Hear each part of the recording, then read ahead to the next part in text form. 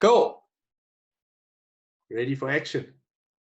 Well, very good evening to everybody. Night. You're on, Barry. You're on. How are you? Yeah, good. Thanks. It's nice to talk to somebody else for a change. How's lockdown going for you chaps at Farnham? Bored. Are you working No, horses? good. Actually, good. It's just keeping the horses ticking over. We've got over 50 horses here, so we've chucked the babies out. All the sort of 2, 3, and 4-year-olds I've chucked in the field. Started with the the middle ones, the 5, the 6-year-olds, and that. It's been great to put work into them. And it's Lorette, myself, and Ashley. So it's been great from a sense of also doing the clients' horses, ticking them over once or twice a week and riding them, and put a lot of effort into Ashley's riding, which has been quite a lot of fun because usually she gets pushed by the side, and Lorette as well. She's been quite enjoying the sort of the attention of from the riding point of view. But I'll be honest, I've always been sort of totally goal driven my whole life. So I'm like, I don't know, should I work? So, what are we working for? How much work must I give them? So I'm sort of just ticking them over that if something does happen, we can kick up into the next gear, Well, I mean, have you heard anything? What is the word on the street? Nobody knows, or they're saying August, September, maybe? Yeah, for shows. I'm more from the optimistic side. I go back to watched. I'm on a couple of these racing sites, and horse racing's been very proactive, being understanding that obviously the government earns money out of them, but their first race meetings are booked for the 1st of May. Okay. Their new program. So and so there's a big race meeting at Turfentine. But this was them all having their meetings over Easter weekend, and obviously they have to go to government still with it, and whether it'll happen or not, who knows? Yeah. But at least they're proactive, and I think we need to start getting proactive with at least some sort of a program. Whether we do it, whether we. I would like to, me personally, and obviously lives and all that's absolute priority. If things aren't right, that we stay as we are. But would be nice, to sort of, if we went back to what our pre-lockdown was, obviously got to start getting out of this total lockdown at some stage. Yeah. Maybe, have 3 or 4 venues going one weekend, and sort of our group out here in Chartwell, Blair Athol, Strokes, Stain City guys, we could all go off to Maple Ridge or something. Kyalami guys to Kep. Dominy's sort of the Pretoria guys off to Berlin, maybe have. I think we've got to start thinking or being led by our powers that be on how we're going to go forward. What are we going to have World Cups this year? I hear that there's no more World Cups. There's no final next year, but that's what I hear. That there will be no World Cup final next year, and the World Cups have been cancelled because obviously the Americans run in a different time to the Europeans, and so they can't qualify, etc., etc. But that's hearsay. That's what I hear. I mean, I've heard it from quite good authority, but that's what I hear. So maybe we're not having any World Cups. We might not have World Cups this year. Yeah. Have to see how the cookie crumbles, I guess. See how this whole thing plays out with the virus, and just strange times. I think I think the next 2 to 3 weeks will be crucial of where we're going. Yeah. Whether it's maybe a June story where we can start up with sort of limited sort of jumping in some form of a show, maybe something in July, but I think you're looking at anything national. I can't see us traveling out of our provinces this year. That's my personal opinion. I can't see us putting 1,500 horses on trucks and diving down to Shongweni. I'd be very surprised. But I think, locally here, whether we have the President's Cup, national shows, SA Champs, SA Grand Prix, maybe go to Brits, maybe go up to Conrad's, that might be possible. See what happens. Well, Yeah. the point of these conversations is that we can all get to know you a little bit better. So for all your fans out there, young riders who have look up to you and have done for many years, let's get to know the man, the legend, Barry Taylor, a little bit better, BJ. So let's go right back. You're from a horsey family. You tell the story. Tell us about your dad, how he got involved, and then how it progressed to you, and tell us the whole story in your own words. Yeah. Look, my dad was obviously a great horseman in himself. He grew up in the Cape with Terence Millard, Stanley Greef, all them. They all went to Cape Hunton Polo Club. I think that my dad moved up to Johannesburg. Obviously, I was born in Johannesburg, but when I was, I think, very lucky in a way, my dad then went and lived in Europe. He went to train. He got a position in Holland training at the National Centre there, training the academies and teams, etc., etc. And obviously, him and my mother divorced. My mother married Tremaine Toms, who was then the manager of Maritzfontein Stud in Kimberley. And at sort of 7-8 years old, I went down to Kimberley, which I think was one of the luckiest things in my life. I was very lucky in that way to be brought up on that farm for 12, 13 years of my life, my whole school career. Myself and Mike Sharkey, we grew up together on the farm, learned to ride.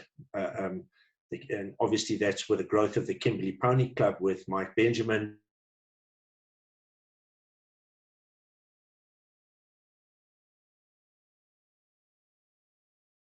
To produce 10 or 12 international level riders.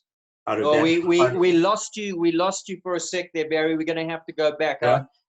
I'm going to pick you up when you were talking about Mike Benjamin and the Pony Club, but I'm just going to fill viewers in because you talk about Maritzfontein, but probably a lot of show jumpers don't know. The racing people will know, but Maritzfontein is a very, very famous stud farm, one of the most famous. The Oppenheimers owned it and stood some of the best stallions of previous generations, bred multiple winners. And Tremaine Toms, who's married to your mom, was the stud manager. He was a vet by profession, if I'm not mistaken, but he was the manager there.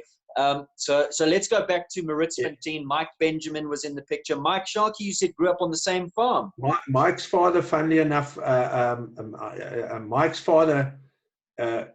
funnily enough, Tremaine, I learned more about horses from, I think of any man was the most I learned from Tremaine, being a vet, how to look after horses, etc. That's where, in many ways, I was very lucky. And Mike Sharkey's father, Paddy, came out. Tremaine got him out from Ireland. They came from Ireland, and Paddy became a stallion master at Maritzfontein. Okay. And we basically lived next door to each other on the farm. And Paddy was one of the real old Irish stud men. I mean, he'd obviously been all over Ireland, the top studs, and came. And I mean, I still remember things he taught me as a kid about horses. What do you look at a horse? How do you look at the conformation? I learned more from those two men most probably than anybody about horses in my whole life as a kid. It was a great opportunity and grounding, and I've always been a bit of a ferret. I always want to learn and see what's going on, etc. Anyway, so that's how Mike and I grew up. Mike would be 3-4 years. Funny enough, now Mike's gone back and he's the general manager of Maritzfontein. Yeah. Yes. So I haven't been back to Maritzfontein for 25 years, and I've never shown. It's still pink. Huh? It's still pink. I hope it's still pink, because that was the greatness about it. So I've trying to organize. Well, I've spoken to Mike. I've never shown Loretta or Ashley. They won't believe, unless you go there. You don't believe, the opportunity I had in life. Yeah. My mother was a tough taskmaster, but I had these great opportunities. Anyway, from a riding point of view, it's when the Kimberley Pony Club, and funnily enough, they got their 65th anniversary this year in September of the Kimberley Pony Club. And from that generation of about 10 years, there was myself, Mike Benjamin, Lachlan McLaughlin, Rogan Askin, Ian Callender Easby, Jaco Gertenbach, Evan Anderson, My brother, obviously, the whole, I mean, I can name another 10 riders who rode at 10 or 15 who rode at provincial level. I mean, we produced out of that little club in 10 years. Wow. So anyway, I was there. And then obviously when I finished school, I went to the army, which was good 2 years, got great opportunities there as well. And then I moved up to Johannesburg and started sort of, I can tell you a funny story. My mother said to me when I came out of the army, well, what are you going to do? I said, well, I'm going to be a show jumper. I said, okay, great. She gave me a Ford Cortina 3-liter with a 2-berth, and I had 2 horses, Hoist the Flag and Spotlight, which we called Stoplight because he stopped like a dog. Anyway, I moved up, went to Fran Laren's stables, booked a cottage, 2 stables, and off I started. After the first month, Lynn McLaren came to me and said, yes, you owe me 250 Rand for rent. I phoned my mom in Kimberley and said, what's this 250 Rand for rent? What do you mean? She said, listen, you want to be a show jumper? Yeah, you got to pay to be there. You're not, mommy's not looking after you anymore.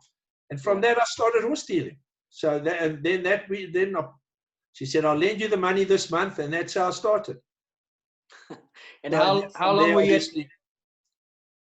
Carry on. Yeah, then from there, obviously, it developed. I spent 2 or 3 years, Dave McPherson and myself worked for Terry Bates to supplement our income. We used to drive from 10 in the morning till 7, 8 at night. And Terry, in those days, had 10 or 11 trucks. In those days, there were nobody had a horse box. I mean, a few of the top riders, but for the rest, everybody went with transport. And then Peter Gotts went overseas, and he said I could rent his place. Would I look after it for no rent, look after his place, which is in Neutkeda, near where Diepsloot is now. Yes. So Peter went overseas to ride, so I stayed there, and then I kept my horses there, and then eventually I bought my first property in Chartwell. That's how I came to Chartwell, which was the Petersons. They were top riders, the 2 girls, and they came out from England, and they started they came from Farnham in England. That's where the name Farnham comes from. Okay. And they had Farnham Estate, so it was called Farnham Estate, which I then started there. Then I started my own stable, built it up, and where the spa is now in Broadacres was the property. Yes. So in 2000, I sold it to development, and I'd always ridden around. I mean, Chartwell, in my time, when I first moved into Chartwell, if you heard a car after 6 at night, it was like, I mean, this was nowhere. There was nothing here. We could ride from Chartwell to KEP. So. And then at this property where we are now, which is just down the road, I'd always sort of rode around the area, and I saw this property. And when funnily enough, the minute we sold that property, this property for some reason came up, and then we developed it to where we are today. And Barry, going back to your junior and children's years, were you a top child rider in the pony club in Kimberley and juniors as well? I mean, when was the big break? When did people say, okay, Barry Taylor, he's on the scene, he's a force to be reckoned with? Yeah, I think, ponies, I had 2 very good ponies. I think all along, I don't want to sound sort of big deal, but because of my father, sort of people always expected, sort of, here's Leslie's son, let's see, and show, let's see how he sort of develops. Juniors, I was okay. I was made all the teams, got my junior South African colors, went on the team to Zimbabwe with Gail and Dory Sham. Yes. Gail, Dory, myself, and Tiki Pool went. I think I would have been in the top group, maybe not the best. And then sort of at the end of my sort of junior career, we all used to have to go for 2 years to the army. And my mother originally bought Power Force for my brother. And my brother then stopped riding, and Power Force came to me. And Peter was a good rider, wasn't he? Yeah. Peter rode, but he didn't really have Peter was a very good sportsman, very good rugby player, actually, and he got a scholarship in those days to go and train for Western Province, like under 19s and that, when he was still at school. And he got very sick in the winter there. He was still school going. And he got rheumatic fever, which affects your heart. So that was the end of that. But that's when he gave up riding. So then he never... He liked riding because the opportunities were there. I don't think he was that mad about making a life out of it, put it that way. Yeah. I always believed I wanted to do it, and that I was going to I never thought of doing anything else with my life. Yeah, yeah. So and Barry, as a junior and a child, who was training you? Because you say your father went off to Holland to train those guys in Holland, and I believe Rob Hoekstra was one that he trained. Is that right? Yeah, look, my father, I mean, he trained there. He trained Johan Heinz, Hank Nuren, all the greats. You know, if you go to Holland, he's more famous in Holland than in South Africa. You know, when I went to ride in 96, 98, I went to ride in Holland. Every second old timer there came and said, "Are you Leslie Taylor's son?"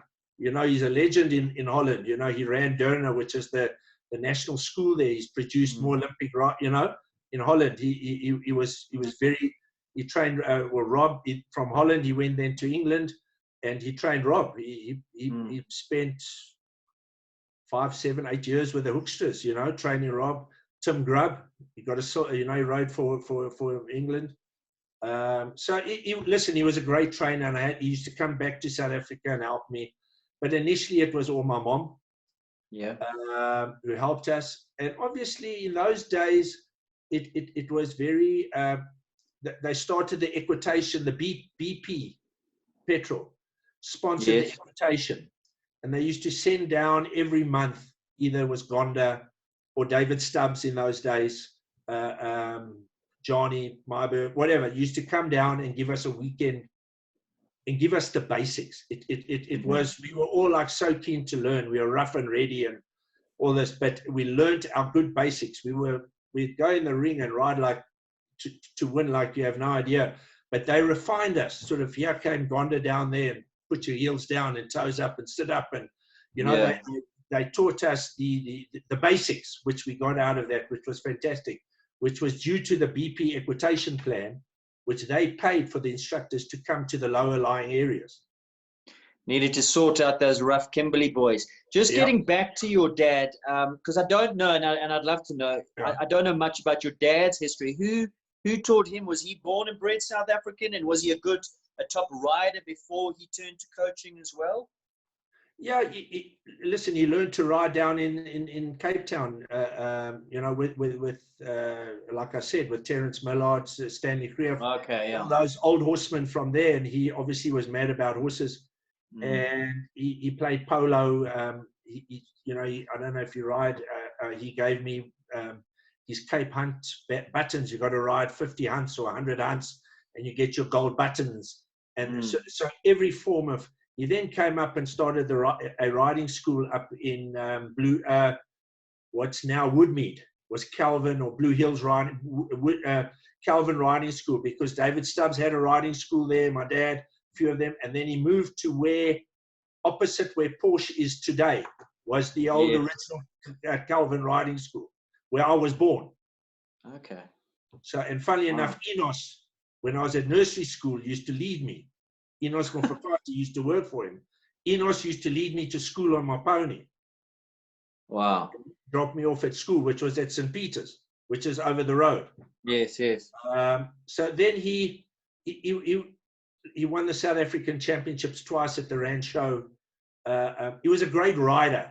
But if I remember going back, and this is just talking from thinking, I remember he had a lot of the sort of the rich or the wealthier people, that businessmen, sort of the heads of Anglo-American and all that sort of used to ride with him. But they used to come for the Sunday morning ride. So they had to be worked all week, and then the gentlemen all came out from, which was town. They all lived in Houghton. Yes. So we were in the sticks. They would come out on a Sunday and then go out and ride along Lone Hill. And my dad made a horse, rode a horse on an out. He used to go for 4 or 5 hours to take these people out. And I mean, that's why I still hate outrides to this day, because he used to force me at 6 and 7 years old to do this. Anyway, he broke his leg, my dad, and he smashed his leg quite badly. And ever since then, if I remember, he never really came back in his riding. And that's when he got into teaching. Yeah. I think he lost his nerve a little bit, and he really got stuck into what was his, and I would say in those days he would have been in his late 30s, early 40s. And he would have, yeah, listen, in South Africa, he trained some great Springbok riders, Peter Lavore, Andre Ferreira. I mean, I can name, all of them at some stage went through my dad, at some form of training. As you talking all these memories, is it true that even Grayston Drive, Bob Grayston's place was at the top of Grayston Drive, and that's how Grayston Drive got its name, after Bob Grayston? Is that true? Yeah. And the restaurant in the Maslow Hotel is called the Grayston, from Bob Grayston. My first ever show I went to as a 5-year-old, we had no horse boxes. I rode from where Porsche is today in Thing. I rode to Inanda Club. Sure. I rode the whole day, 5 years old. I rode the whole day, and then I had to ride my pony back. No, I would also hate outrides now. Yeah. So, no, but it was a different, that's where Grayston Stables was. I mean, Grayston Drive all comes from Bob Grayston. That era was Bob Grayston, the first era of South African show jumping. My dad, Bob Grayston, Ernie Haywood, those sort of people there, and the next lot of greats of Gonda, those people came after that. The big break for you, you moved to Chartwell. When did Power Force come on the scene? Because he was your first big time horse, wasn't he? Yeah, listen, I still today say he's the greatest horse I ever had by a distance. I think he'd been a great horse in any era. And I mean, you would rate him in the top 2 or 3 with Honey Girl and maybe one other of thoroughbreds, or even show jumpers of, thoroughbreds definitely of our time. I was very raw and ignorant. And I mean, he won me Grand Prix, and I got him in my second year in the army. My brother had jumped him up to sort of what we then had B grades, which was a 130. And I took him on from there, and he won basically, I mean, he won everything, and taught me how to ride at a top level. The mistakes I made, he covered up, etc. I mean, it was a little bit before my time, but I remember the pictures, chestnut, white face. Was he a big horse? Was he he looks in the pictures quite not robust, tall, but leggy. Is that right? He was quite substantial. Yeah, he was quite a substantial. I would say 16'2", but quite a bull of a horse. And no, he was. And he had sort of little donkey feet, funnily enough. And it's where you learn. When we went to buy him, my mom said, "Geez, we can't buy this horse." My mom sold her gold and her platinum shares. We paid 3,000 Rand for him then to buy this horse. And Tremaine then said, "I've never seen a horse break down with donkey feet." He said, "Those little donkey feet like that." He said, "In all my years, I've seen racehorses, jumpers, polo ponies never break by the horse." And it's never worried me since then, these sort of smallish donkey feet, narrow donkey feet. But he was, I don't know if it's the right word. He made my career. He made my life in horses.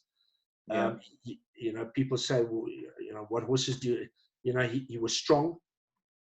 He always dragged you to the fence. He was always running to the fence. He wanted to kill the fences. So if he made mistakes, he had absolutely brilliant footwork. I mean, you could come sideways to a jump and he'd jump it. He was beyond brave. He had scope. He had everything you'd want in any horse you would ever want. And luckily, I had him for sort of 9-10 years. He was sound, never missed a show. Went from show to show to show, and You know, I think he was second 5 times in the Derby, mainly because of my mistakes, definitely not his. You know, if I look back now, I wish I rode now if I had him. Yeah. The way I ride now and know what I know now. And of course, those were the days of Fidelity Guards as well. So it was Fidelity Guards, Power Force. How did they come into the picture? Because Fidelity Guards was with you for a while, weren't they? Yeah, I've been lucky in my life. Had some good owners, good sponsors. Fidelity Guards was 10 years. A friend of mine, funnily enough, Brian Kelly, who was always involved in horses, a bit of a horse dealer, etc. He somehow got a job with him, and he said, "Listen, are you looking for a sponsor? Sure, please, can I have it?" He went and called me in for a meeting, went to the CEO, and they signed me up. And I had them for 10 years. It's unbelievable people, nice company to ride for. They were totally 100% behind you. I mean, we had great times. I mean, I won that World Cup, that World Cup, World Challenge, went overseas, met Prince Philip, Princess Anne, had dinner with him, the CEO went with me. So we were successful, and it was great. I was with him for 10 years. Now, Power Force won. He won just about everything except the Derby? You say he was second Derby, like 5 times. Yeah, second 5 times in the Derby. Second or third. I was in a lot of jump offs. I know Gonda beat me one year. I was actually clear. She had 4 faults, and I was clear after the water. Then you went at the Old Ananda, you went to the double of gates, and as I turned, my stirrup leather snapped. I was hanging around his ears. Anyway, he had one down, and she beat me in the jump off. Peter Gotts beat me one year in a jump off. So he was sort of second, and he never won the South African Championships. I think he won the South African Grand Prix twice.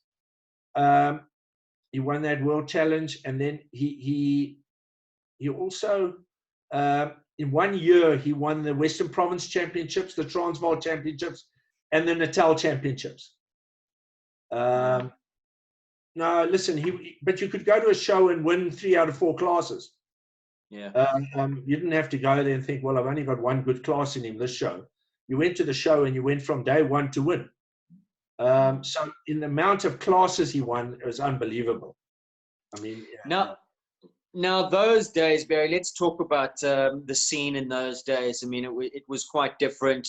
Some of the shows, Swaziland, Velkom, you had Sun City, you had. Compare those days to today. Yeah, it's the thing is, those days, the whole aim was to take the sport to the people. And you got to understand, before everything opened up in 95, 96, show jumping was rated in the top 8 sports in the country. So when I won my first 150 class at the Rand Show, it was 7 o'clock at night at Milner Park. There were 10,000 people sitting in the grandstands. Sure. So on a Thursday evening over the Rand Show. So, and it was sponsored by the Star newspaper, the Star of Stars competition. It was my first big class I ever won on Power Force. So, you go to the Royal Show, there would be 15,000 people there on the public holiday. You go to Sun City, we'd sell out Sun City. Sun City, the whole place was booked out by horse people for the weekend. But then also show jumping, our sport was televised every Saturday afternoon or Sunday afternoon on TV because we were rated. So everything, as things have changed, we're no longer in that position, and we're perceived as more of an elitist sport, etc., etc. Yeah. I mean, I remember Sportsman of the Year was sometimes a show jumping rider. Totally. I mean, I got the state president's award. I went down there, met, with the state president, stayed at the Cape Sun, went to Parliament, went and got my medal. I still got it here of getting my state president's award from the president of the country. Crazy. I got the letter from him when I got my South Springbok colours. Got a letter from him congratulating me from the state president. Yeah. But the problem with today is we have great shows. Don't get me wrong, the shows we have, but we need to think of two. This is my own personal opinion. We need to take the sport to the people. The people aren't going to come. You go to somebody who lives in Sandton and is working in one of the companies there, and you say, do you know where Kyalami Park is? Telling you now, he doesn't know where Kyalami Park is. You might say, where the Lipazanas are. So until you get, you must understand, we used to go to the Rand show and they'd have 10 to 15,000 people there every day. Yeah. But you're also saying, because it ties in with the television coverage that you used to have as well. So when you say take the sport to the people, the media and television does that. So are you saying that we need, live streaming needs to happen? We need to get into the households before the households come to the showgrounds? You can go back to the step of, I always look at Europe. And Europe is 10 years ahead of South Africa.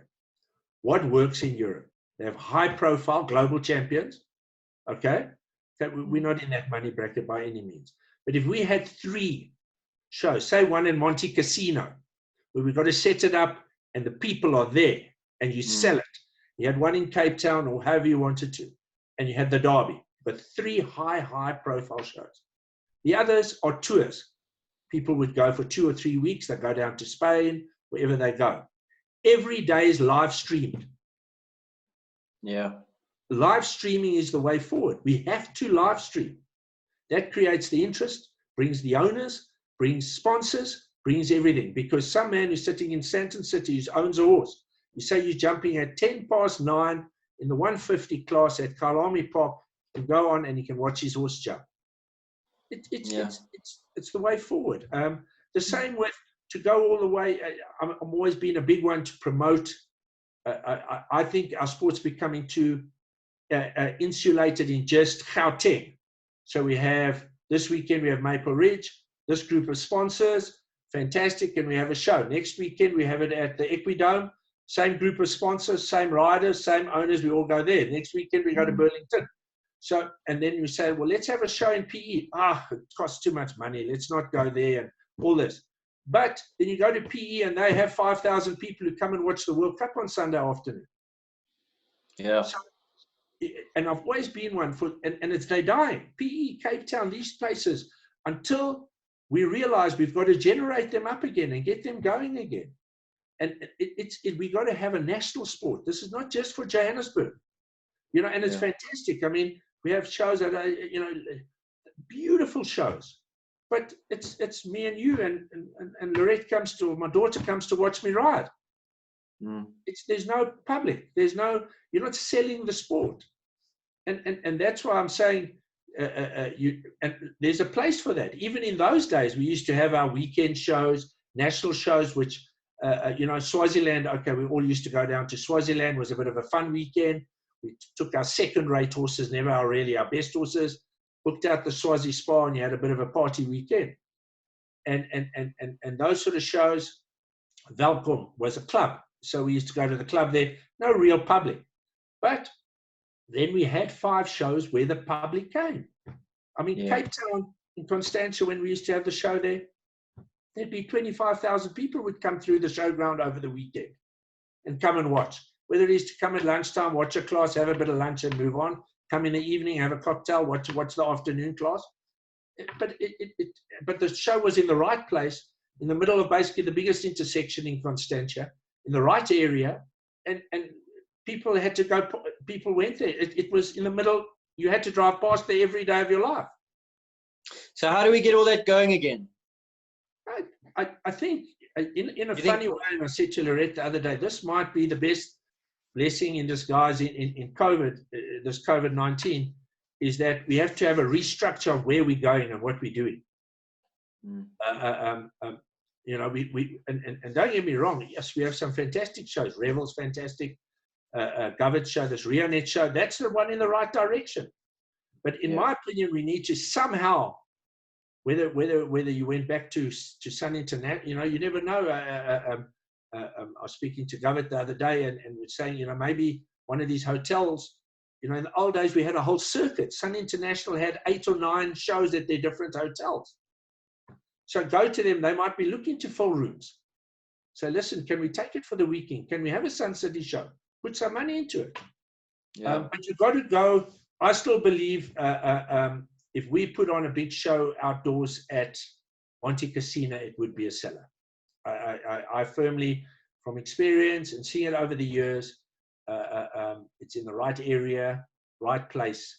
Obviously, the startup costs are astronomical. There's all that sort of stuff. But taking it to the right place. Ananda Club is the same. When we used to have Ananda Club, the derby used to be full. When we had the EPOL indoor, which was in those days at Milner Park, which was in basically Houghton, that area is where everybody lived. It was sold out every day. You couldn't buy a ticket. Do you think there's too much competition with other sports now? Yeah, definitely. Definitely, there's lots of other factors. You know, we're not in the top. We're not seen as a top 8 sport by any means. You know, when you look at rugby and soccer, and these guys are struggling to get sponsors. You know, Nissan now stopped. I mean, they were one of our, if not our last sort of sponsor of a sort of non-horse related, if you like to say. You know, all our sponsors now, either the wife rides or the daughter rides, or you're involved. We need to get those sort of sponsors in. We need to get the corporates. We need to get corporates in. Well, I think it comes back to streaming, because they're going to want to know figures, numbers, viewership, and that's, totally, I think, what it comes down to. And if we can give them the numbers saying we've got X amount streaming and we've got a global audience as well, you know, with the web these days, you with streaming, you're not terrestrial, you're global. So I think every national show should be live streamed. If it's possible, because, you know, when people say to me, people aren't going to come watch the derby because they're live streaming, I said absolute rubbish. Derby was still full with people.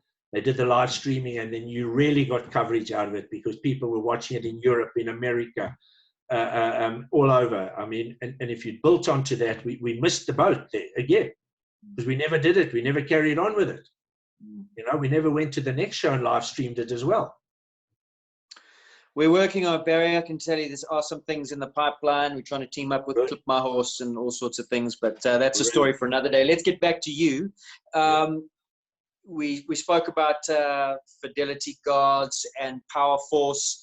Some of the other big horses. The Derby eluded you for a long time, didn't it? It was Checkpoint that was the first one that came along, and since then you've racked up. Sort of what I sort of carrying on in my career from Power Force. I sort of at the end of. Sort of Power Force was coming at the end. I got a very good horse through Daryl Gersha at Western Shop. Daryl had a horse called Tsunami, which he got from the Krausers, who own Blue Hills Farm. Well, they own Blue Hills, the Blue Hills Farm, and now it's developed. But Nicola, the daughter, rode it, and Daryl was stopping riding. And funnily enough, it's just another story. They'd never built a house at Lone Hill, and they had the big show day, and it's opposite. It was opposite where the shopping centre is now, over the road directly. They had a horse show there. They made a horse show, and now they were going to build these townhouses in Lone Hill. Lone Hill didn't have a house there. Anyway, I went there, and Daryl was jumping this horse. I'd never seen it in my life. D, where did you get this horse? This is a superstar. Anyway, 2 weeks later, D phoned me and said to me, listen, do you want the horse? I said, gee, what do you mean, do I want the horse? Of course I want the horse. He says, well, I'm not really going to ride anymore. I don't want to ride. Nicholas Stewart, these people, they own it. They'd be happy if you rode it. Anyway, so I got him. He was a great horse. He just, I sort of had him for 2 years, and then I stopped jumping. I went into racing. So I sold him. He went to Kevin Morgan, and then went to David Wilkin, and he had good success with them in the 150s. Anyway, I then went into the racing. Now, why? Because is that because of the Maritz team? You always loved racing. I always wanted to. I still have an interest. I watch Teletrack every evening. I still have an interest. I watch the racing. I love watching good racing, you know, and I love the horses. Wouldn't be mad about so much of the owners. But the working with those horses was unbelievable. I really enjoyed working with the horses, going to the yearling sales, buying a yearling, developing a 2-year-old, 3-year-old, 4-year-old. How you were based at Reinke's, weren't you? Yeah. And correct me, I may be wrong, but was it Podless and Camburis you trained for? No. I'll get to them later. Okay. When they started up, I sold all their horses out for them when I came back from racing. They Ah, send me all their horses. But I had limited success, sort of smaller races. I had some nice owners. I actually got one of my best show jumping owners came, Wally Brits. Wally I met in racing. When I finished, I said, I don't want to do this. Actually got to a point where I bought a horse at the yearling sales in Cape Town. And I thought, this is my chance to make it. I kept him till a late 3-year-old for an owner. And I said, the first time out, I said to the guy, I said, I'm just going to give him a run. He'll run up sort of 3-4 lengths off, whatever. And this is a good horse. We've waited. He's big and gangly. Anyway, the horse ran, I think he ran 4th. And on Monday morning, he said, no, I'm moving it to another trainer. And then it won 5 in a row. I just said, this is not for me. You know, I'm mine for the horse, I'm not here to. yeah. Anyway, luckily, I then, carrying on with my riding career, finished racing, which would have been the early 90s. How old were you then when you went into training? Early 30s. So that was the beginning of Ryan Keys when they just set up. Yes. I moved there.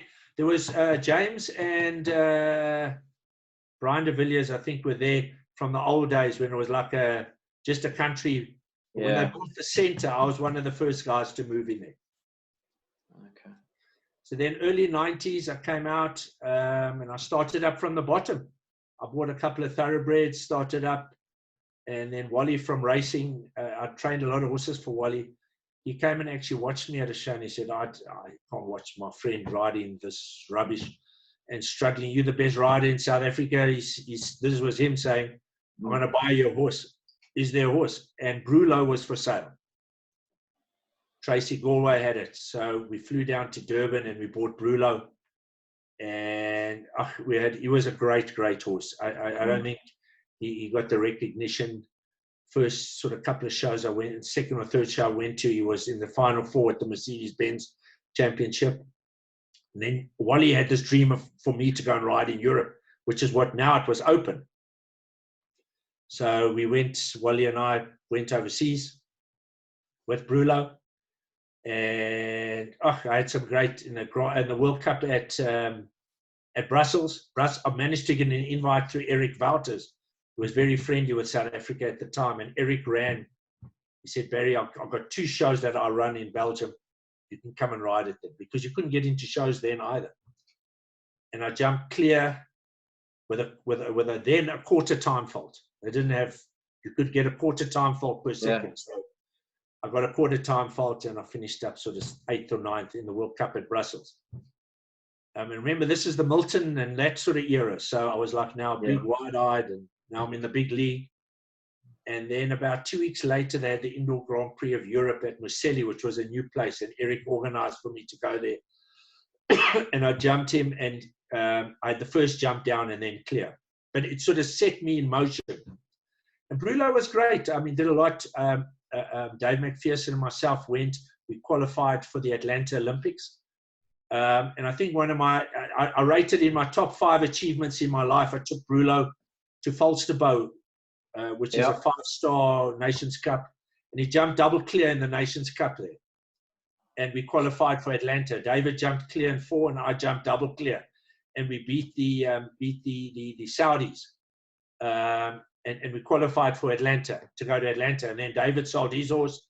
And then we sold Brulo. Well, Brulo, we stopped with him, and he didn't go either. But he did well. He was placed in a lot of Grand Prix, and he gave me a lot of opportunities. I would say I did quite a few Nations Cups with him in Europe.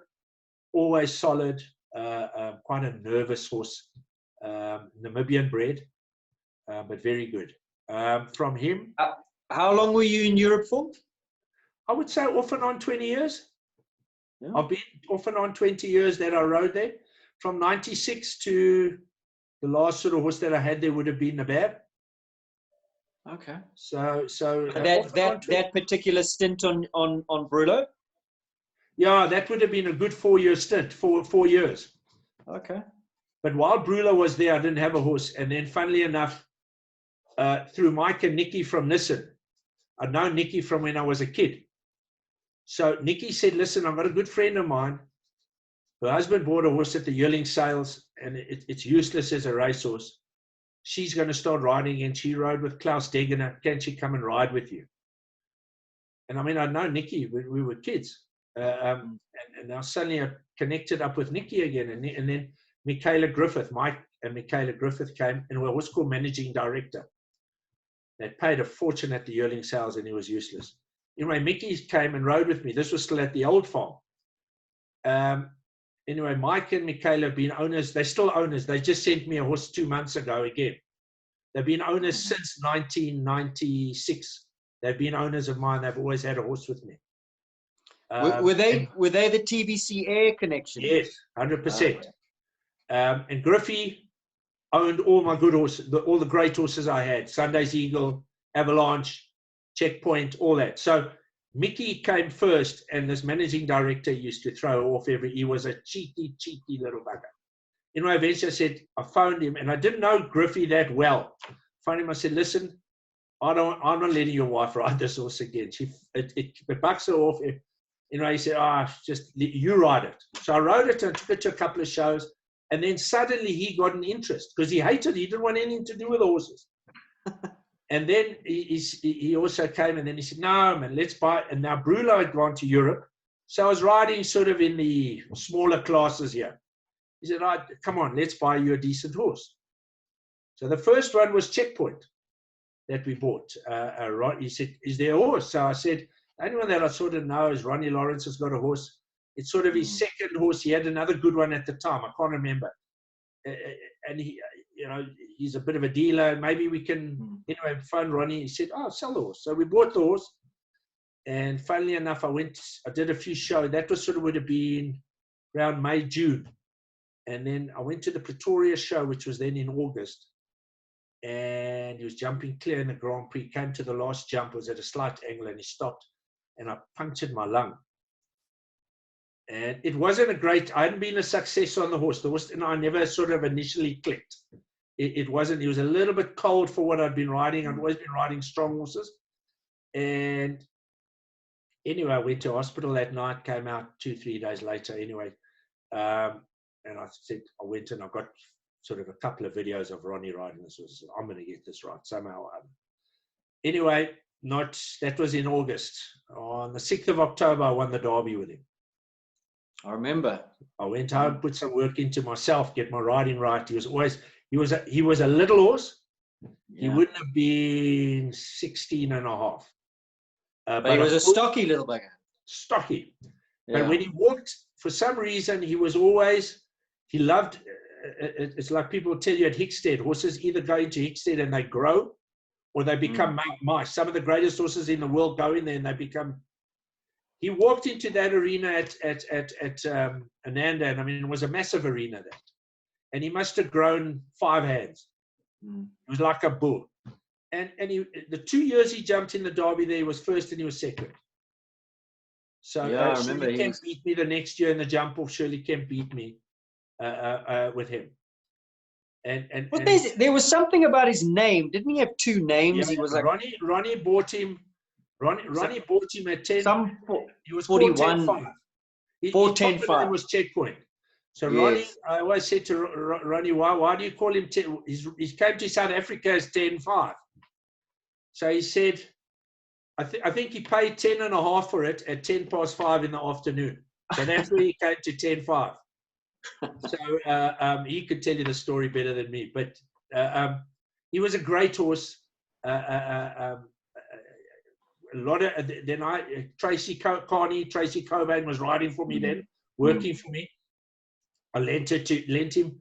Not a month later, she was second in the South African Championships down in PE on him, because I'd now got bought in Sunday's Eagle. So now I had the 2 of them. And then Lorette won a hell of a lot with him. I mean, he was a great horse for Lorette, and he was right at the end of his career.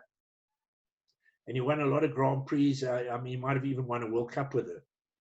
Yeah. But he was great. So then after Checkpoint, Griffey said, let's go and buy horses overseas.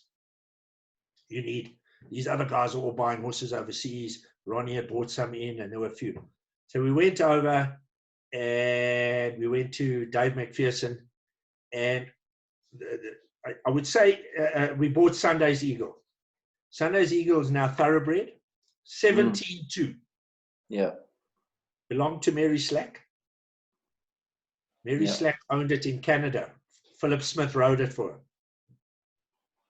All right, so you want to know a story. So Mary owned it. Philip bought it obviously off the track in Canada for Mary, and Philip produced the horse in Canada.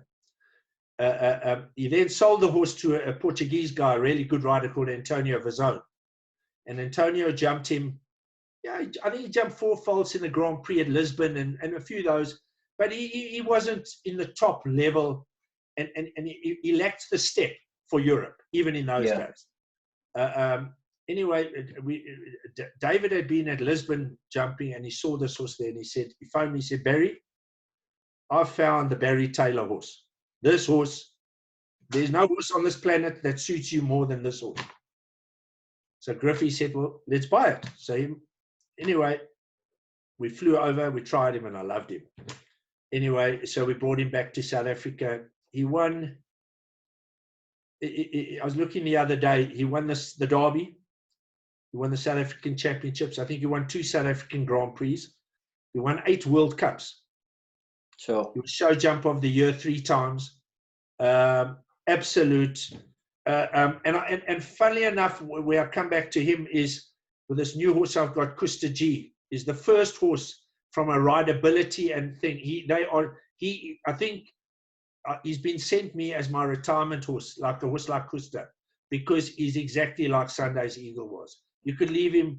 I used to hack him for 5 days a week, give him a little skip round, a few jumps in the school, and go off to the show. So he was a great horse in his own way. Now, when Griffey said, okay, let's go overseas and buy your horse, he was meaning let's go overseas and buy your warm blood, because that was the trend. And you went over and bought a thoroughbred. 100%. So I came back with this. Anyway, we bought a few others, but funnily enough, we bought another great horse, I think on about the same trip, was called Maniolia.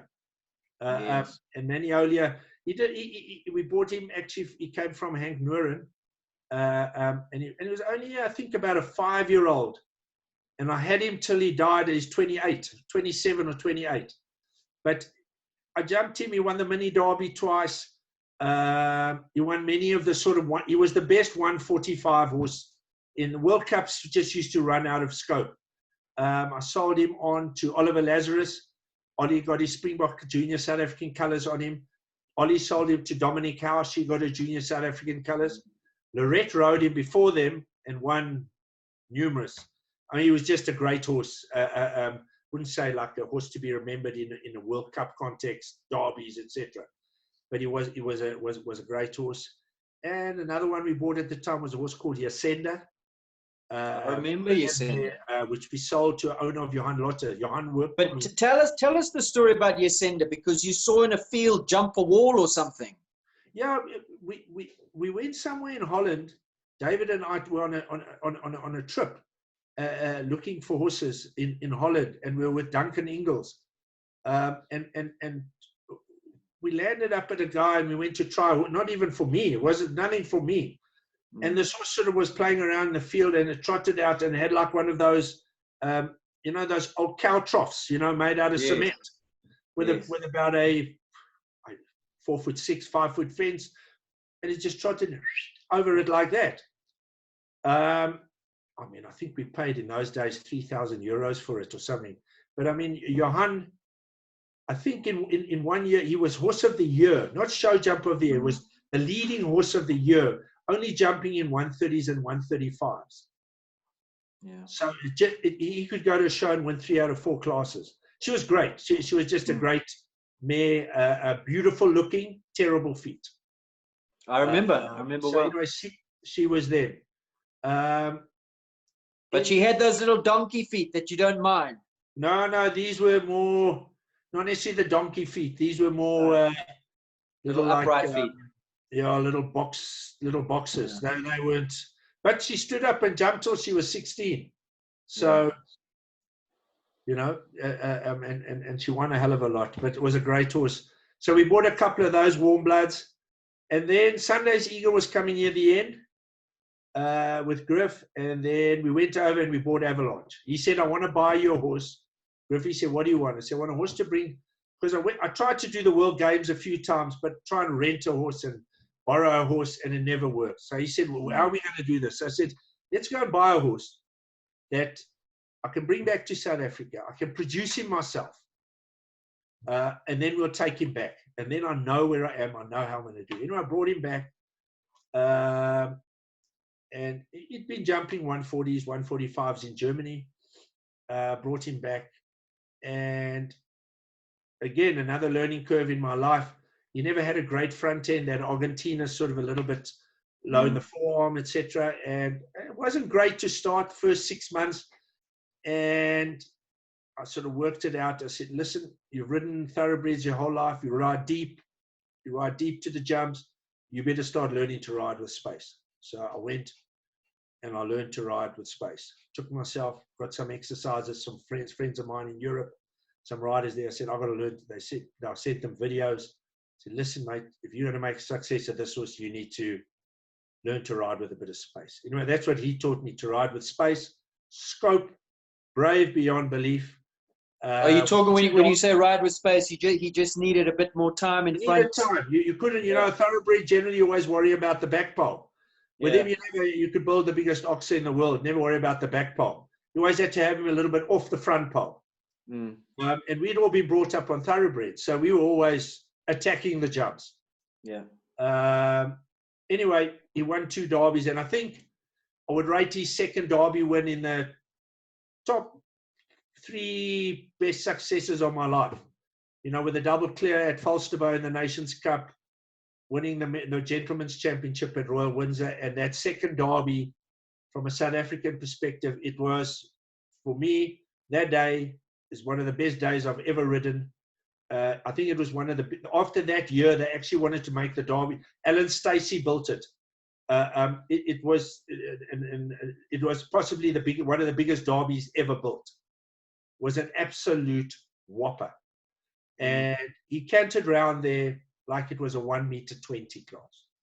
And I rode that day, I think is the best day I ever rode, you know, and he won that derby. And then obviously we sent him overseas with a plan to do to go to the World Championships. And he started off nicely. And then I got an invite to Valkenswaard. Loretta and I got an invite to go. This is where we talk about, in those days, there'd be no tours there. There was no such thing as Spain. But Jan Tops had started at Valkenswaard. He had a 3-week tour. And you came and you paid your money up front, and you got your table, and you got your hotel room. And I was one of the first. He said to me, you and Lorette come, you can do it. I charge 5,000 euros a rider, and that includes everything, your entries, your stable, your hotel, everything. I'll give you and Lorette 5,000 euros for the 2 of you for the 2 weeks. Wow. Anyway, we went there. Anyway, he finished up in the second Grand Prix, which was a 3-star Grand Prix. I think he finished 4th. Then went to Hickstead for the derby. He never I think in the training, if I think back now, he slightly tweaked his tendon. There was a little bit of filling one morning in his tendon about 2 weeks before the derby. And we managed to patch it and patch it and patch it. And he jumped around the derby, I think, with 12 faults. But I think he would have been a much better. It wasn't a true. I think he finished 8th or 9th. It wasn't a true reflection of his capabilities because he hacked around our derby. And it was the year Ben Mayer won. It was the year I rode with Avalanche in the Hickstead derby. And I think he had 3 down near the end of the course, which was, I always say, was never a true reflection. And then after that, I think I did one more show, and then that tendon started flaring up, and we never got him right. We took him to Spain the next year. Was the first year of the Sunshine Tour, and went down there, and we never got him sound the whole tour. And then eventually I brought him back to South Africa, and he was never ever the same horse. We battled with it every time. You got him going, it would go, you know.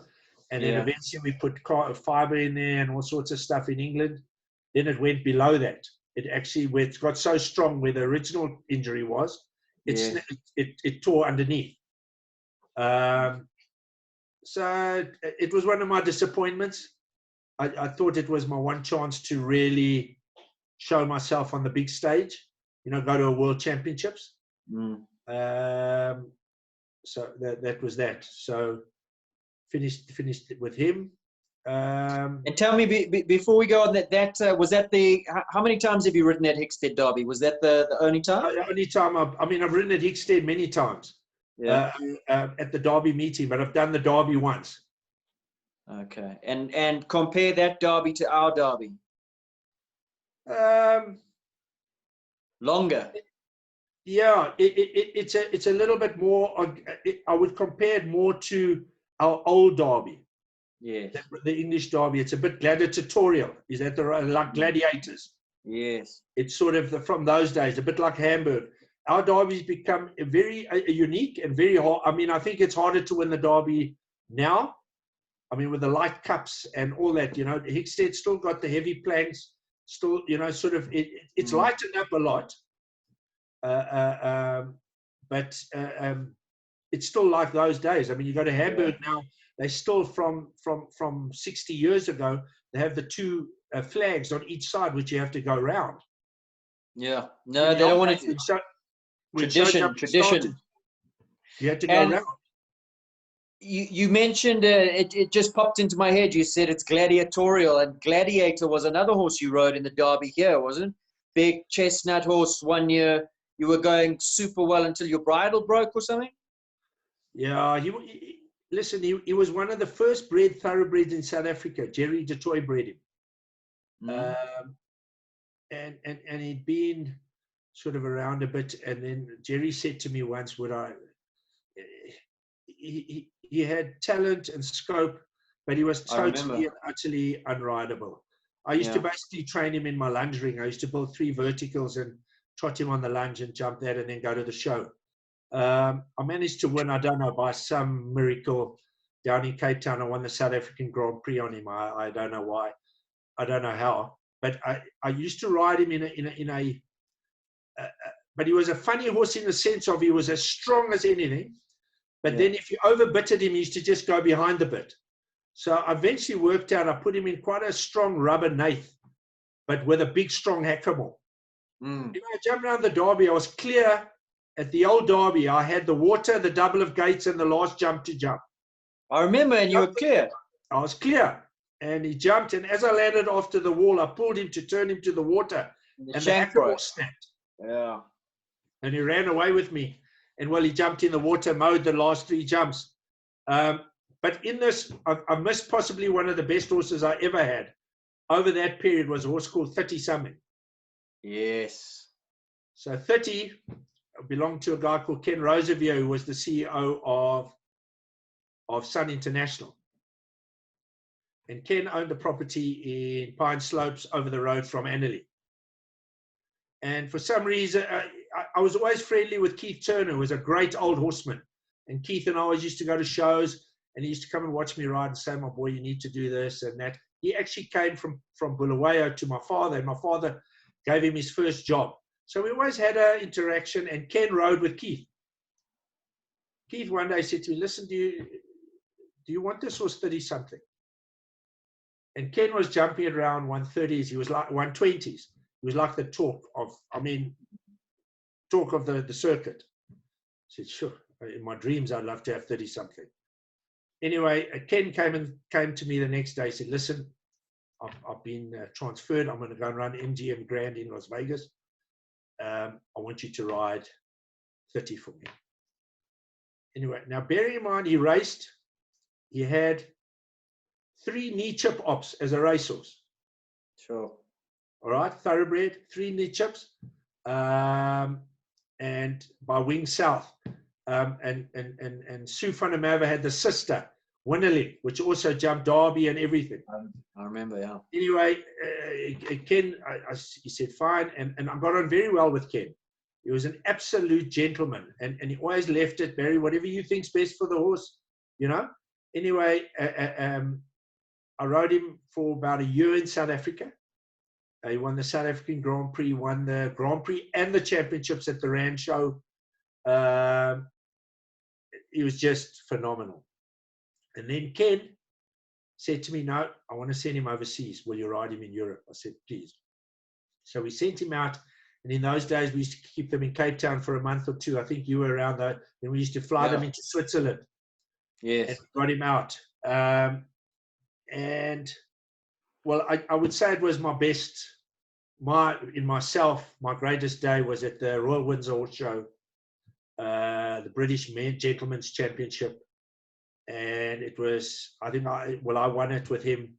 John Whittaker was second, Nick Skelton third, and Jeff Billington fourth. Sure. And I sort of, funny thing, I felt to myself, I've arrived. When I walked out there, I've arrived. I've done something in this sport. Every day I've ever worked, and hour I've ridden and trained, I've been with the greats. And I never thought, when I went in the jump off, if I think back, I just thought it was like a blur. I just rode as fast as I could, and somehow I came first. You know what I mean? I happened to be faster. There was no game plan. There was no that I can say to you, hell, I had this grand scheme or great plan or anything. I mean, those were what year was that? Was that like the era of Billington on It's Otto? Yeah. Nick, Joe Milton. You're talking Milton. Sure. He didn't ride Milton there. He rode Gammon. He had a very good horse. He jumped to whatever. Gammon. Nick was on the one he rode at. Sure, I'm trying to think. One of his great. And It's Otto. Jeff was on It's Otto. Could have been Dollar Girl or one of those. Dollar Girl. That's the one. Yeah. It was the Dollar Girl era. So in England, in the summer, it was the first big show of the year. You went to Royal Windsor, and then from Royal Windsor, you went to Hickstead Derby meeting, then the Hickstead Nations Cup meeting thing. So every top rider in England, you were there. You went to the road. Anyway, from that, I did quite a few shows. I jumped him at Hickstead there. Dave McPherson then took him to ride because I came back and my business was starting to grow now. So I said to Ken, let Dave ride it, and Ken said he wanted to sell him. So I said, let Dave ride him. Dave won the Grand Prix at Hickstead with him. And then the Princess Martha of Norway, came with Hank Nuren to buy him, and they bought him. And he jumped. He jumped with her in Oslo in the World Cup. There, he jumped clear with her, and a couple of months later, he died of colic. And he's buried today. Funnily enough, he's buried in the castle grounds. In the palace grounds there, yeah. Sure. Yeah, he's got his own plaque, everything. He's buried in the grounds. It was the greatest horse she ever had. Just what a great story. Sure. Unbelievable story of a horse starting out. He wasn't fashionably bred, but if you looked at him, he was close to the perfect model of a thoroughbred. Thoroughbred show jumper. He would be the closest, I think, to the perfect model of a thoroughbred. Who bred him? Do you remember who bred him? I don't know. Chris Erasmus trained him. Okay. He was by Wing South. I think he was bred here in the Highveld somewhere. Chris Erasmus. Sue van der Merwe will know. I can ask Sue. Sue will know exactly that. She knows that. That would be a great story to tell the breeders. And, I mean, do you think, are the thoroughbreds, were they better back then? Do we still get that quality thoroughbred, or has that blood changed? Have we? I think they're there, but I don't. No. I think they're still there, but they just nobody's, and unfortunately, there's no market for them. Yeah. So yeah. Still do the job. It's you go back now. You want to talk about Hilda Podless, and then Hilda used to sell 14 horses a month for her. I had a contract with her for 2 years. She used to send me 14 a month, 10, 12 a month, and I used to sell them. bring them in at 2,000 and 5,000, sell them. That's when I was horse dealing. You're talking about the horses that have finished racing? Yeah, useless. Some of them were imported horses. Useless. Used to just send them by the truckload. Sure. What's happened to Podless? No, I think she's still around, but obviously no racing and all that. Yeah. But anyway, from that, so that was the 30, and then in later years, then there was Nabab forever. Yes. So my next thing was David McPherson phoned me and he said, Barry, there's a horse in England here. If you want to do the World Games in Kentucky, this is a horse for you. The guy needs money, whatever, however, we need to, you want to buy it. And I went over and I sat on him, and he was wild, but he could jump. And he was 14 already, huh? So now Chris was a good rider who had him, Chris Ellis. He was a good journeyman, good rider in England, and he'd actually been on the British team 2 years prior to that with 30, and he jumped double clear in Drammen or one of those on the team, and then gone from there to a show in Holland, and he'd actually won a 3-star Grand Prix. And he was sold for a fortune to some Irish rider, and he failed the vetting. He had bad seedy toe. Anyway, so he didn't jump for about 18 months, and then Chris got it going again. Anyway, and then for some reason the horse came on the market, and I bought him. But I took him to a few shows in England, and I'd had that bad experience when I went to Aachen with that horse. Duxie and I wanted to go to a World Games when I knew I was going to put up a performance of a lifetime. I was going to go there on a wing and a prayer, and hopefully things go well. And 6 months before, I said, forget it. Bring him home. I'll bring him home and do my bit here. The horse is not right. The ability is there, full-hearted, but to go all the way to Kentucky and the horse is running away down a distance, it's not going to work. David had spent a year schooling him. I spent Anyway, it turned out one of our greatest horses. We bought him as a 14-year-old. He jumped till he was 22. He won 4 World Cups, 2 for me and 2 for Lorette. He jumped over 1.90 m 8 times. Still holds a record of 2.5 m in a 6-bar. He won the South African Grand Prix. He should have won the Derby. But even at Hickstead, he was clear in the Hickstead Derby with Chris. He used to always slide right to the bottom of the bank. And then he couldn't get the 2 in. He did the 3, and then he couldn't jump anywhere. He did it exactly with me. I did a turnaround, popped it, and he jumped clear. And the year I think Lorette finished 2nd or 3rd with him. He jumped clear. She managed to get the dike, but the bank right, but she had to go so slowly down, she got a time fault. But he's a horse he still lives with us, still in the paddock there. He's 24, 25 now. I wish I dream of a horse like that again in my life. Yeah. Horse of a lifetime. And Barry, I mean, you've had so many great horses over the years. I mean, is it possible?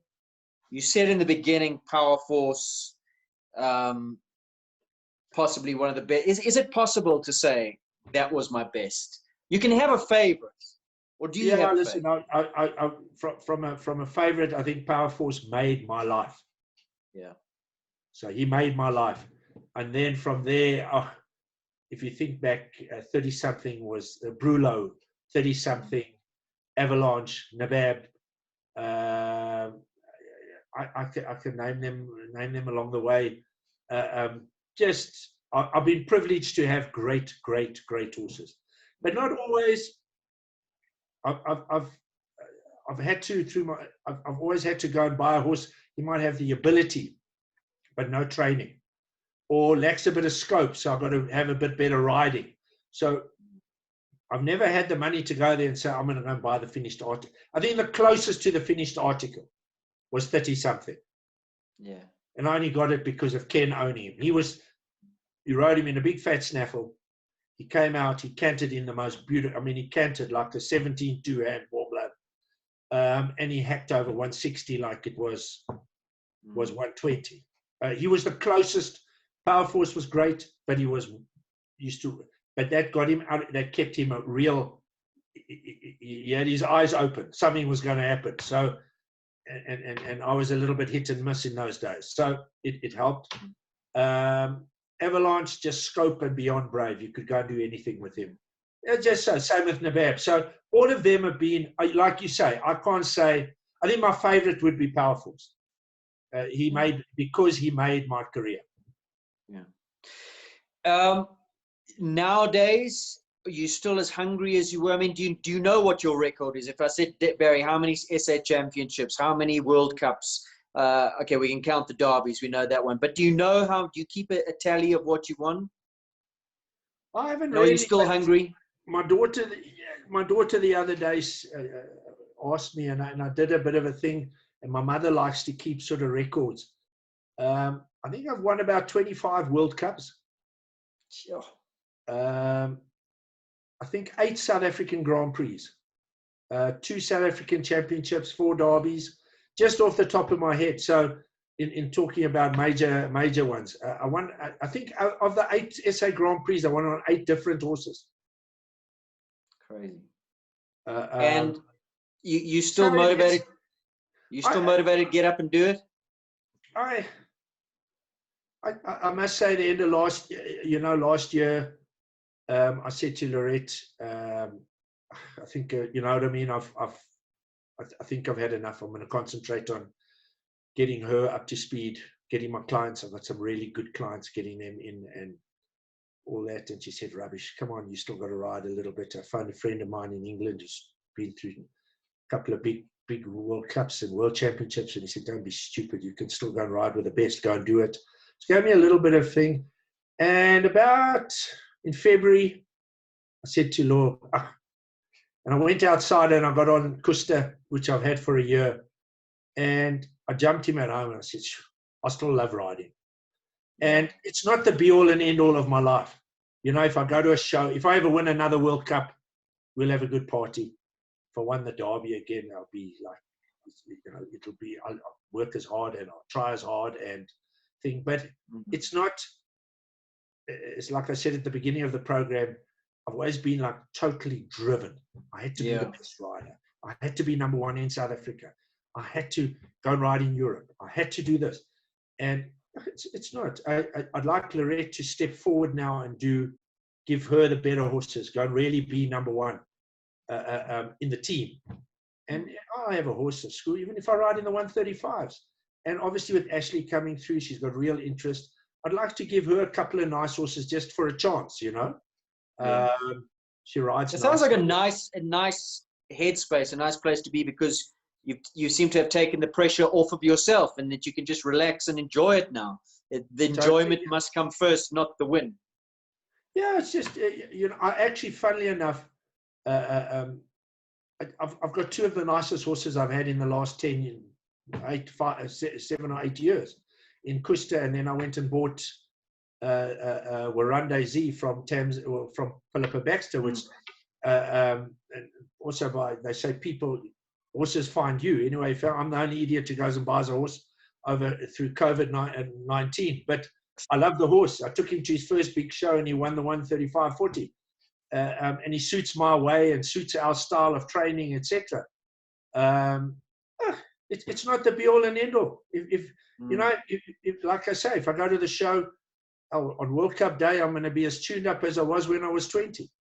But if I have one down, as long as I rode well and my horse comes home safely, and it's not the be all and end all. If Lorette wins or one of my clients win, I'll be even more happier than if I won. I've had my day in the sun. I do this now because it's my business and because I enjoy it. I love riding. I don't like, I go to gym, but I don't like gym. Yeah. I don't like running down the road. I like riding. Tell me about your business, because this episode's going to go out and people might not know you and looking for a coach, looking for a setup. What do you offer your clients? Tell us about the Farnham setup. Okay, so we're more of a totally show jumping orientated, but it doesn't mean I've always tried to have it, obviously the upper, we've trained mostly, well, a lot of Grand Prix level, but not necessarily you have to be. If you want to be the best 1 meter rider, we cater for you. 110 rider, juniors, Lorette does a lot of the juniors. I've also do quite a lot of the junior stroke young riders now. So we've got quite a good system that works for us in that Tamar's got the Farnham Riding School, Tamar Glicksman. So Tamar would do the ponies. She brings them from up downs, pony riders. And once they get to juniors, stroke young riders, they move over to me. So we've always got a feeder system coming through. Yeah. And then from that, I do all the adults. We have a wide range. We have Michelle Fleming. She jumps in the World Cups, and sort of right down to that to people who ride a meters, but they want to go to Shongweni show and jump in the meter classes there, be part of the scene, be part of the setup, and try and win the 1 meter championship. We cater for that. So if people are interested, they just get hold of you through the website, Farnham, or on Facebook, or totally. And then I'm lucky. I've got. I don't really teach off the property, but I've got 2 fantastic family, the Neils, which is the Neil family, which I've trained all 4 of them, plus their father, 12 years now. And Govert's family, I've been training since Tom and Kaylee were in pony, when they came out of ponies. Yeah. So I've got them and Aisling. So I've actually just in the right sort of, I'm putting quite a lot into my training. I want them. I'm very, last year we had the World Cup series. We won all 5. Won all 5 legs last year. So that gives me satisfaction that we're doing something right. Yeah. Fantastic. That's where we are. Fantastic.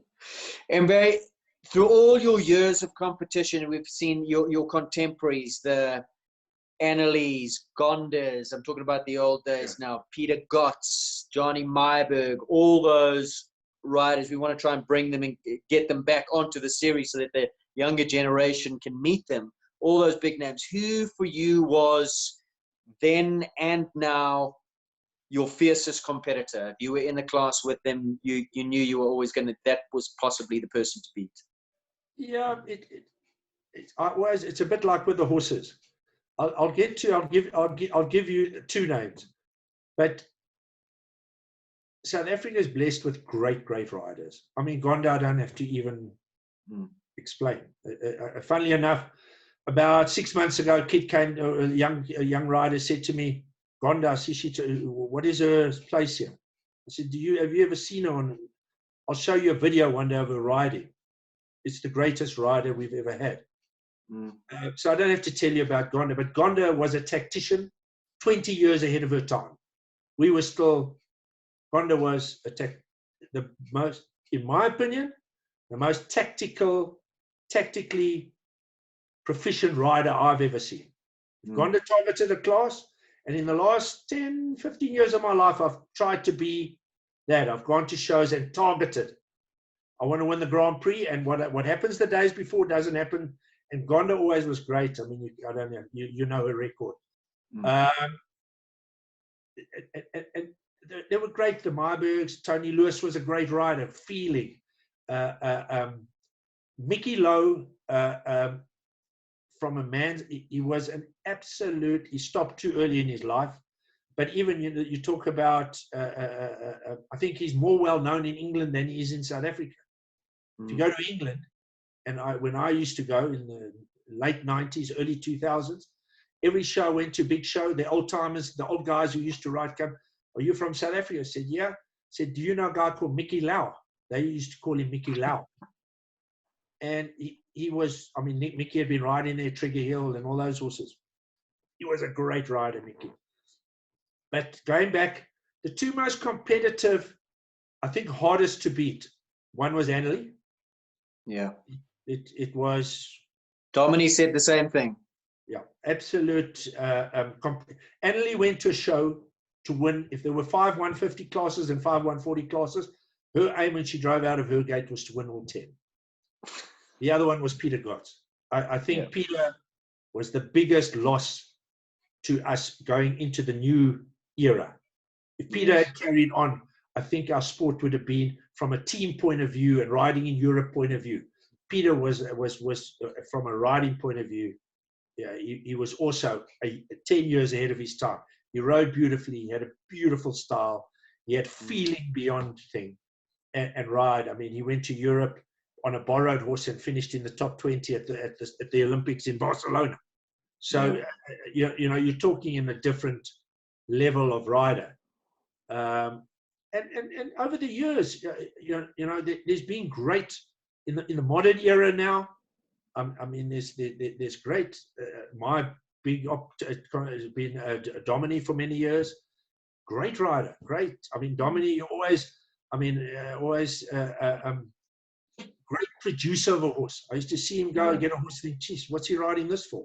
Go to the show, knock a jump down. Go to the next show, knock 2 jumps down. And in 2 years' time, he's winning a World Cup with it.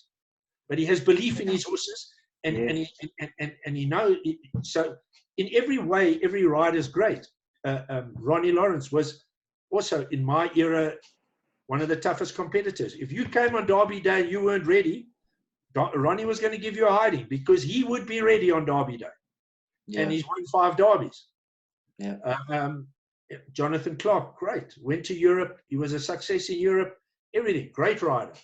And I think in today, what makes me a little bit without going again with international competition, and when you're talking about crowds and all this, you know, people like Nicholas Syme, Nicole Horwood, great riders, never got recognition, national colors, nothing, but they've won more than most people will win. They win more in 1 year than most people win in a lifetime. Never really got that recognition, which is sad. They're great riders.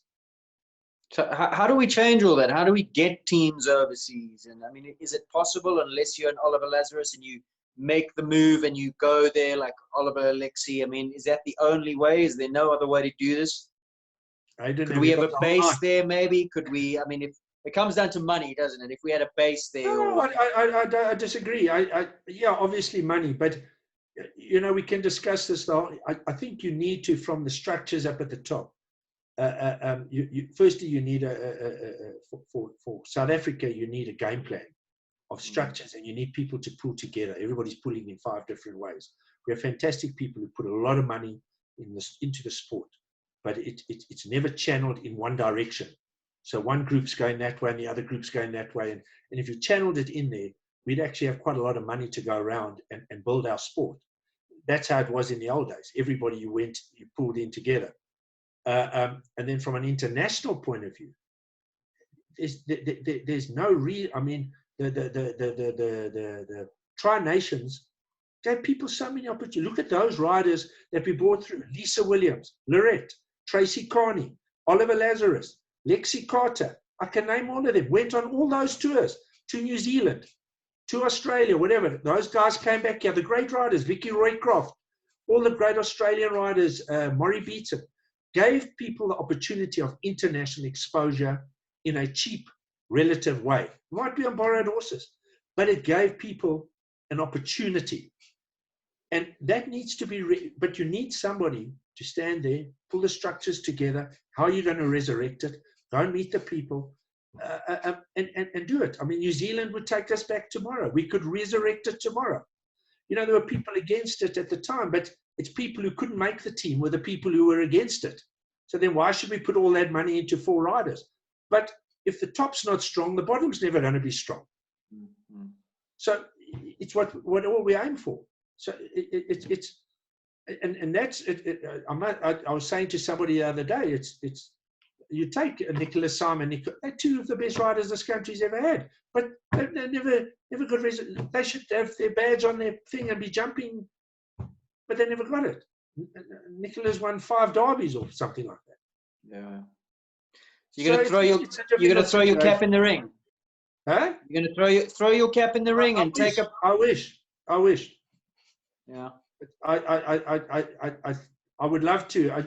It's like I said, you know, now Nissan finish. I'm in my new chapter of my life. Yes. I'm in a totally relaxed. I've got my business is in the right phrase. right amount of people that I can put the right amount of interest into them. I've got a nice horse to go show jumping with.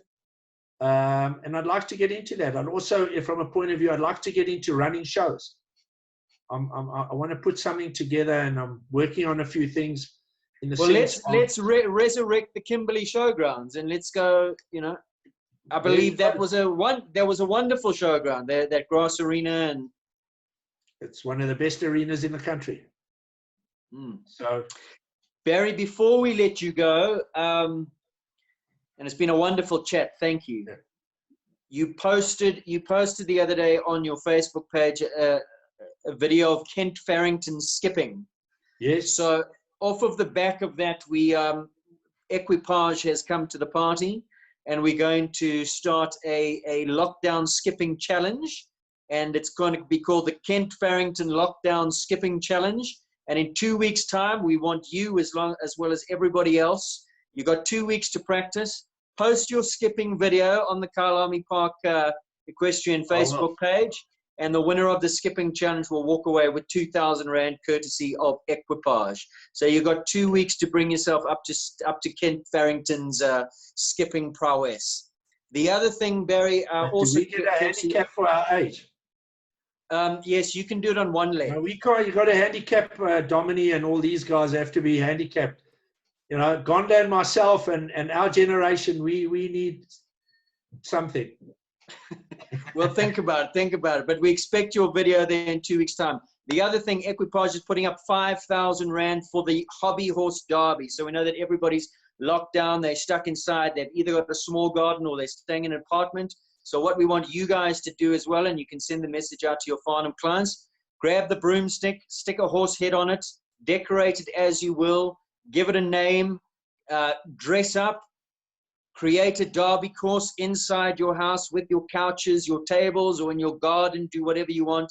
And again, post a video, introduce your derby hobby horse and who you are, and a 5,000 Rand to the most creative with commentary. So that's your challenge for yourself and your clients. It's been a wonderful chat, Barry. Thank you very much. Really we're going to be chatting to Loretta as well. Yes. But from all of us, thank you for all the years you've given us, the highlights, the memories. It's not over by any means. You've told us that. You're still hungry. You still got 2 very good horses. But I mean, you are, you know, over the mic, you know, I call you the Godfather, and it's for a reason, because you've earned the title, Barry. Yeah. It's still the best sport in the world. Yeah. Still a privilege to have horses, to be able to work with animals. Still a men and a lady sport. Somebody was telling me the other day, there's no better sport in the world. There's to be able to be part of it, and it's a lifestyle. It's our life. Well, thank you. Thank you for the memories, and we'll see you at the show. To you and your family, keep safe, and yeah, tumultuous times, but we'll get through it. We'll see you on the other side. We'll be fighting at the end. Thanks, Barry. Take care. Cheers, Aidan. Bye-bye. Cheers.